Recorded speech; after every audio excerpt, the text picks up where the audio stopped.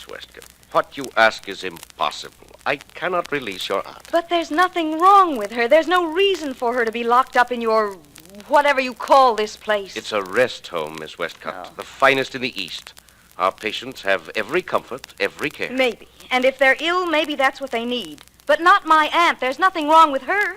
She's a wealthy woman, and her family had her put here so that they could get her money. I'm sorry. Well, that may be so, but your aunt has never said she was unhappy here. Never asked to be released. Apparently, she's quite content. The only person making trouble, as far as I can see, is you. Excuse me. Yes? Yes, I'll see him. Send him right in. I'm sorry, Miss Westcott. I'll have to ask you to leave. To leave this building and these grounds. I have an appointment with my chief assistant. With your chief guard, you mean? I've seen the way he treats Aunt Alice. Mr. Ward, believe me, I'm going to do something about this place and about you. You got company, I see. Miss Westcott was just leaving. Good day, my dear. We'll keep you informed as to your aunt's condition. There'll be an improvement in that condition with her out of here, and I'm going to see to it that she does get out. I promise you that. I promise that to Aunt Alice. And what's just as important, I promise that to myself. She's really got a beef, ain't she, boss? She thinks she has. Durant, I sent for you because there have been complaints about your tactics. You're a little too rough with our guests. Guests? Stop kidding. You know, I've been meaning for you and I to have a talk, Ward, and this is as good a time as any. Oh? You got a good racket here. I want in on it. Racket? Don't raise your eyebrows at me. I work here. That kindly little kisser of yours and your pretty snow-white hair don't fool me. This joint's practically a prison for people whose families want them out of the way. You ain't such a nice character as you look, Ward. Well, that does call for a little talk between you and me, Al. Shall we say this evening?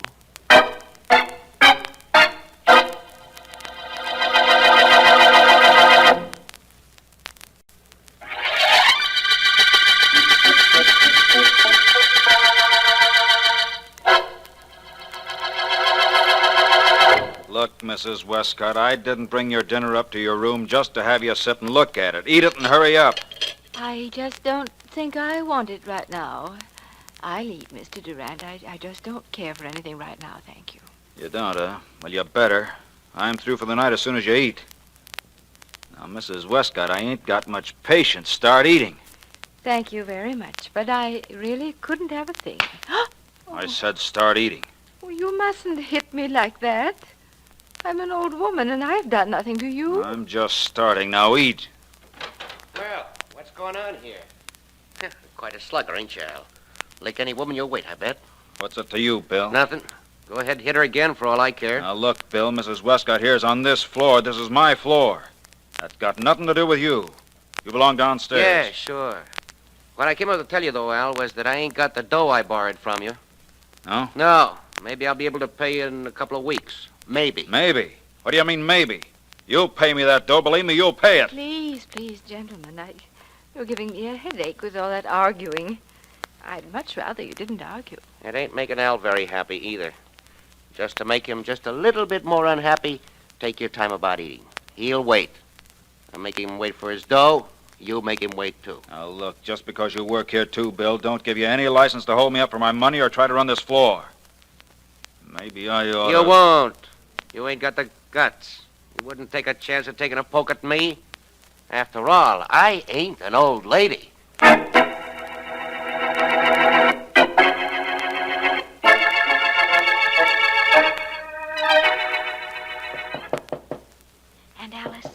Aunt Alice, please wake up. Aunt Alice. Joan, dear, what are you doing here at this time of night? Let me in quickly. Of course. Aunt Alice, get your clothes together. I'm going to get you out of here. But why, dear? I have no place to go. My family doesn't want me at home. You always have a place to go as long as I have an apartment. Now hurry, please. I've been hiding here in this building till everyone went to sleep, and then I came right here. Did you, dear? I wasn't sleeping, you know. I was just lying on the bed and thinking. Just think. And Alice, please hurry. Something terrible has happened. But he deserved it. We know he deserved it. You mean that Mr. Durant, who was supposed to look after me? He's lying outside my door, isn't he? And he's quite dead. You know about that? Oh, yes. And I'm not a bit sorry. Not a bit. He was struck down by Providence, you know. No, I don't know. I only hope that's what it was. Oh, it was. Of course, sometimes, like in this case, Providence has to have a little outside help.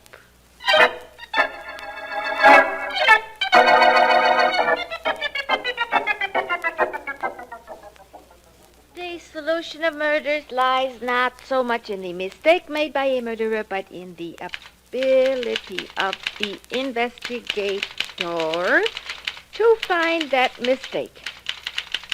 Well, I got that, Mr. Vance. That's good, Miss Woods. Now, let me see. How am I doing since Miss Deering's been away seeing her mother, Mr. Vance? Great, huh? Adequate. Adequate but refreshing, Miss Woods. Mr. Vance, you seem a little unoccupied. Something on your mind? No, nothing.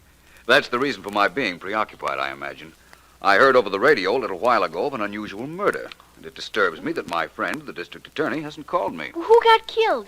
The guard at a private sanitarium. I don't understand why Mark... Well, I'll get that myself, Miss Woods. It's probably Mr. Markham. Hello? Mr. Vance, Yes? this is Joan Westcott. Mr. Vance, there's something you must do for me. Is there? Yes, I'm calling from the Ward Sanitarium where that guard was murdered. I'm being held here because I tried to get my aunt out last night. Mr. Markham is here and Sergeant Heath. I heard Mr. Markham say that he was going to call you. And you're calling for him? No, I want to beg you not to work on this case, Mr. Vance. Please don't. The man who was murdered deserved to die. I'm afraid that isn't within your province to judge, Miss Westcott. I'm glad you called and told me Markham was there, though. It gives me every reason to go up. Goodbye, Miss Westcott.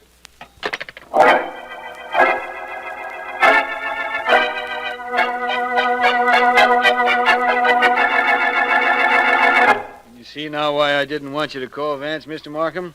How can I miss solving this case myself? I don't know how you can. I just hope you don't. And I did phone Vance Heath, only he wasn't in. Now, let's see. The dead man was killed by a blunt instrument. Blackjack, probably.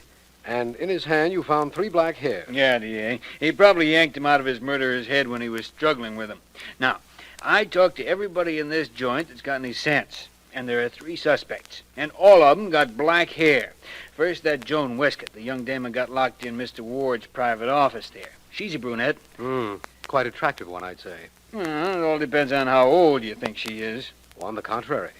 It all depends on how old you think you are. Maybe. Well, my second suspect, anyhow, is her aunt. She's a little touched, I think. She's a patient here, and she's old, but her hair is pitch black. Yes, I saw that. And the hair of Bill Williams, the guard you suspect, is black, too. Sure. So, all I have to do is take samples of their hair, send them down to the police lab with the samples taken from the dead guy's hand. Whichever checks, well, that's our killer. Somehow I'm sure that Vance would have another theory. Mr. Markham. Mr. Markham. Yes, what is it, Mr. Ward? There's a Mr. Philo Vance outside. He says you're expecting him, or rather, that you should be expecting him. I'll go out. Well, Heath, Vance is here. Yeah, I know. But am I happy? No. Hey, wait a minute. Sure, I'm happy. Now Vance will have a chance to see how I work. Hey, Mr. Markham, you tell Vance I'm glad he's here. I'm very glad. I'm overjoyed. Please, Heath, don't overdo it.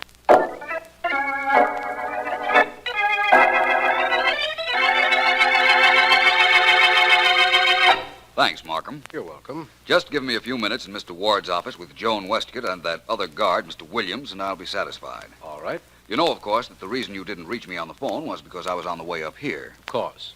My fault for calling late. Go right in, Vance. I'll wait for you here. All right. You know, murder in a sanitarium is such a delicate thing. I'm really gratified that you did come. Right, and thanks again. It's all right. Well, hello, you two. Hello? Hiya. My name is Vance. Oh. I've a purely academic question to ask both of you. Miss Westcott, did you kill Mr. Durant? So you came after all, didn't you, Mr. Vance? Even after I begged you not to. I told you I would. Mr. Williams. Don't bother me. I'm sorry, but I must, Mr. Williams. What's that? Changing of the guard? Patients are exercising. We march them around. What about it? I'd like to see that. So look. Yeah, look, Vance. You can see it very plain from this window. Well, I'll try. That's quite an imposing sight. Does Mr. Ward always lead the patients through those maneuvers? No, that's my job. I'll show you where I generally do it from. You see, right about... I've got him, Miss Westcott! What? Oh! Clipped him. Now, grab that towel and cram it in his mouth. What? Get that towel, hurry, or I'll take care of you, too. Oh, here it is. Good. Now get that roll of wire from the top drawer in Ward's desk and step on it. All right. We'll tie him up good and get out of here. I don't want to get out of here, not this way. Do what I tell you. Get that wire. Well... Make it quick. Okay. That's better. I don't like doing this. Who cares what you like? Do what I tell you so I can get out of here. You want to stay, stay. I'll tie Vance up and then go to work on that window. Here's the wire. Okay. Vance guy just walked in here. Wrong time for him. There, that takes care of his hands. I use my handkerchief to make sure that towel stays in his mouth. Tie it. Good and tight. All right, but I... Hurry up and shut up. Feet. There, one more turn to make sure. That does it. Well, you coming with me? No. Well, then, so long, sister. I'm getting... What's going on in here? Sergeant Heath. I guess that's that. Seemed like a good idea at the time, though. Hey, come on in, Markham. Take a look at your friend Vance. All he needs is a spit, and he's ready to be barbecued. Vance, what happened? What? Just a moment. I'll have this. Look. There you are. Thank you for removing that gag, Markham. It's all right. Please get to work on my hands. Of course. Now, what happened here? Well, Miss Westcott and Mr. Williams didn't want to be questioned, I imagine, so Mr. Williams knocked me out. Oh, thank you, Markham. I'm all right now. That's You fine. are you? I'm going to show you how all wrong you are, Vance. I'm solving this case myself. You can watch if you like. I'd like to, very much. Okay. Now, Al Durant, the dead man, had 3 black hairs in his hand when we found the body. So, a black-haired guy, or gal, killed him. That's entirely reasonable. Sure it is. Now, I'm taking samples of the hair of this black-haired gal and this black-haired guy. Yeah, hold still, you. Hey, what are you doing to my head? Just taking a couple of hairs off it. You won't miss 'em. Now, you, miss. Don't you dare use that scissors on my head. Oh, okay, do it yourself. Here. Oh, all right. This is all completely ridiculous. Perhaps not, Miss Westcott. Sergeant Heath is going to have your hair compared down at the police laboratory with the hair found in Al Durant's hand. And if it checks, I'm afraid you're in rather a serious spot. I'm not afraid. Heath, let me ask you something. Yeah? Suppose, just suppose, mind you, that you find that neither of those hair samples match the ones you took from Durant. Then what? Well, then that old Mrs. Westcott's hair will match. It's got to be one of these 3. Just supposing it isn't, though, Heath. Well, then I'll take samples of every black-haired person in this place. Even you agreed it had to be somebody here who killed Durant. Yes, we're reasonably certain of that. Well, okay, then. One of them killed that guard, and that one's hair will match the sample we got. Then we got our killer. As simple as that, eh, Heath? Sure. How much longer are you going to keep me here, Sergeant Heath? I don't know. Miss Westcott, you're a rather contrary person. As I understand it, you wouldn't leave this place before Mr. Durant's death. Now you're quite anxious to go. Yes, I am. I want to get out of here and take my aunt with me. I never want to see this awful place again. Well, Miss Westcott, I wouldn't be so anxious to leave here if I were you. In the event that Sergeant Heath's hair test points to you, you'll be going to a much more uncomfortable place, I assure you.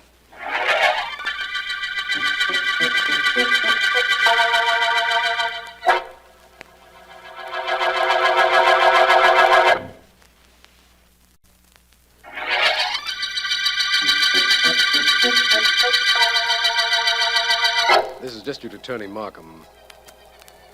The Blackjack murder case began when Al Durant, a guard in the private sanitarium run by a Mr. Ward, was found dead. Suspects include Bill Williams, another guard, a patient, Alice Westcott, and her niece, Joan Westcott. Vance has one important clue: 3 strands of human hair that have been found in the dead man's hand. Vance told me he was on his way to interview Mrs. Westcott, and he should be there. You sit down, Mr. Vance. Please do. Thank you, Mrs. Westcott. Yes. I have a few questions to ask you. I don't mind. Really, I don't. Only you won't slap me if I don't answer them, will you? I'd rather not be slapped, Mr. Vance. I won't slap you, Mrs. Westgate. In fact, I'd like to see anybody raise his hand to you while I'm around. Mr. Williams, the other guard, made Mr. Durant stop hitting me the day Mr. Durant was murdered. Just before they quarreled. Yesterday, I believe. Mrs. Westgate, do you think Mr. Williams killed Mr. Durant? Oh, no. Your niece, then, Mrs. Westgate? Oh, my goodness, no. She's so nice and gentle. She wouldn't hurt anyone. I wonder, then, who did kill him? Oh, I did. You? You killed Mr. Durant? Yes, but he was mean and very rude to me. He slapped me. I'd rather not be slapped, Mr. Vance. I know. You told me that before. How did you kill him? I opened the door, and there he was. And he had a blackjack in his pocket. I took it out of his pocket and hit him with it. I'm sorry if I've caused everybody so much trouble, but nobody asked me until now whether I killed him. All they wanted was a few strands of your hair. Is that right? Yes, but I don't know why. You're sure of what you just told me, Mrs. Westgate, that you hit Mr. Durant with his own blackjack? Oh, I'm positive. I used to kill him very often. Every night, right after I fell asleep, I used to kill him. And always the same way. So you see, I know I did it. I see. I'll tell you one thing, Mrs. Westgate. You've confused me, and very nicely. I wonder how ill you actually are, how imaginative you actually are, and above all, how clever.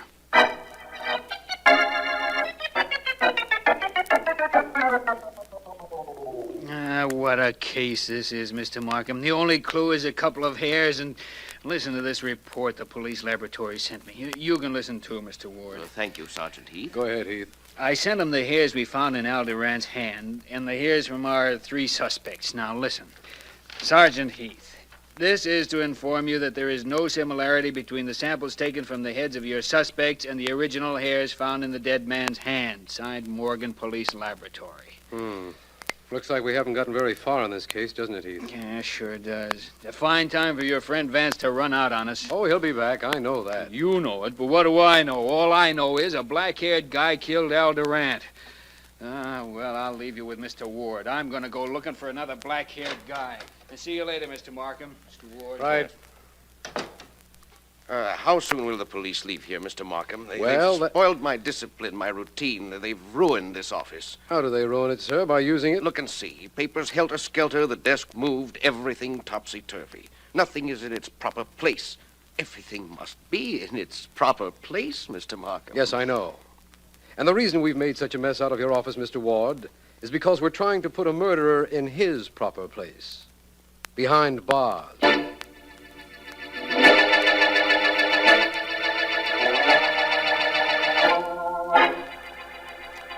Very well now, Mr. Vance. You may look through the microscope now, if you like. Thank you, Doctor. It's very nice of you to allow me here in the police laboratory. It is nothing.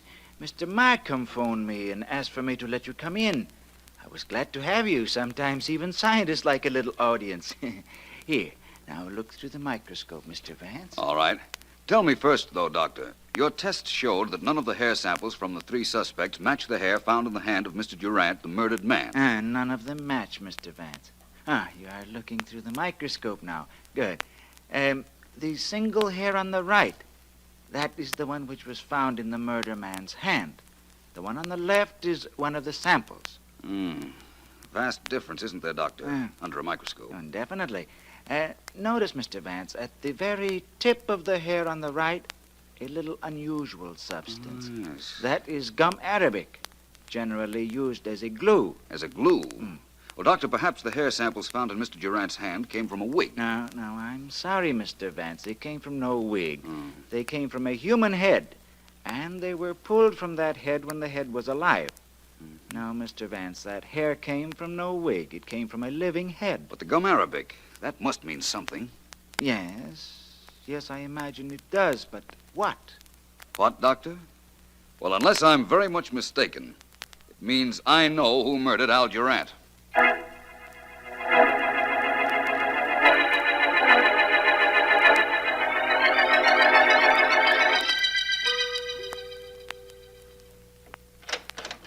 Well, Vance, welcome back. Thank you, Markham. Any progress on the murderer of Mr. Durant? No, none at all. Frankly, I've been waiting for you. I've an idea you'll be glad you did. Where's Heath? He and Mr. Ward are gabbing in Ward's office. You know, Vance, I was thinking that perhaps an outsider killed the guard. That is possible, you know. Undoubtedly, only I'm quite sure that isn't what happened. Where's Joan Westcott? I'd like to see her. She's in that room right there, Vance. It wouldn't surprise me any if she were about to break down. I'd like to talk to her, Markham. I'll meet you in Mr. Ward's office in a few minutes, all right? Certainly, Vance. I'll be there with Ward and Sergeant Heath. Hello, Miss Westcott. What is it, Mr. Vance? Why were you crying, Miss Westcott? Any reason I might do something about? No. Perhaps there is. I'd like to tell you something. This is no trick, believe me, but I know that neither you nor your aunt murdered Al Durant. You know that? Very definitely. Now, will you tell me why you were crying? Oh, Mr. Vance, I didn't mean to break down, but the hopelessness of this whole thing just got me. It just got me, that's all. I thought my aunt had killed Mr. Durant, and that's why I couldn't tell you about this place. I'm afraid I don't know what you mean. Well, if she had killed your aunt, I wanted you to think that she was insane, that she belonged in a place like this. Only this isn't a rest home or a private hospital, Mr. Vance. It's a prison. None of the patients here have anything wrong with them. I'm beginning to understand a lot of things now, Miss Westcott. The one thing missing from this case so far was a motive. I believe I have that now.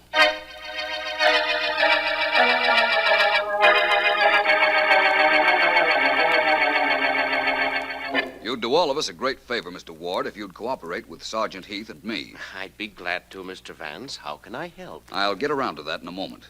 First of all, as I understand it, Mr. Durant, the murdered guard, wasn't too gentle with his patients. Well, in this sort of institution, sometimes it's necessary to use force. Of course, Mr. Durant knew what kind of institution this was. What? I don't understand. I think you do, and I think he did. I think he knew you were operating this place as a wide-open racket, keeping certain people in it because of the convenience that might provide to others. Mr. Vance, do you know what you're saying? Sergeant Heath. I don't know either. All I know is he generally does. Thank you, Heath. Mr. Ward, this Durant came to you the night of his death. Probably came to your room and demanded money in return for keeping his mouth shut. What? You quarreled, and you killed him. Oh. Then dumped his body outside Mrs. Westcott's door. Ridiculous. This guy's the murderer, Vance? That's right. Joan Westcott thought that perhaps her aunt had done it, so she wouldn't talk, and in fact tried to keep me off the case. The aunt thought Joan had done it, so she pretended to be slightly insane and confessed. But I have proof that it was Ward. Vance, the murderer is a black-haired guy. That much we know. Ward's hair is snow white. I think Mr. Ward's hair, what's left of his own hair, is black. Take that toupee off his head, Heath. Keep away. Don't touch me. Vance says that's a toupee. Now get your hands down or I won't touch you. I'll scalp you. Hey! Hey, Vance. It came off in my hand. It is a wig. So I see. What's left of his original hair is black. And I think you'll find the black hair matches the ones you took from Durant's hand. I'll get you for this, Vance. If you live to be 1,000, I'll get you. I doubt that, Mr. Ward. I doubt your getting me. I doubt my living to be 1,000. And I doubt that you'll live to your next birthday. See to that, will you, Heath?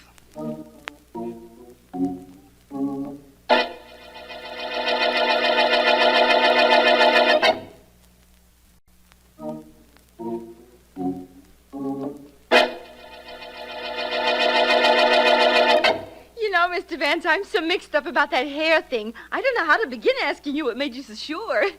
I'm dumb, huh? Leading question, Miss Woods. Perhaps I might explain, though. The one clue we had was the black hair. Yeah. It had a bit of gum arabic on it. I believed that the gum arabic, or glue, got on the hair from a toupee. That's the way it turned out, too. That's right.